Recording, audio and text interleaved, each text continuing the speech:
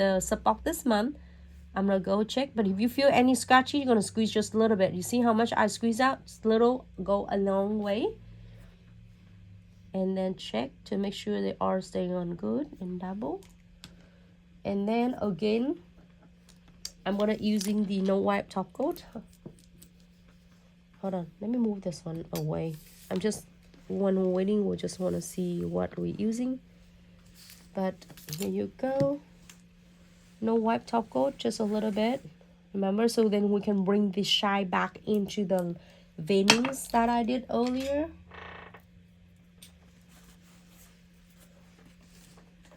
And then here is the top, submerging in to the shiny top coat.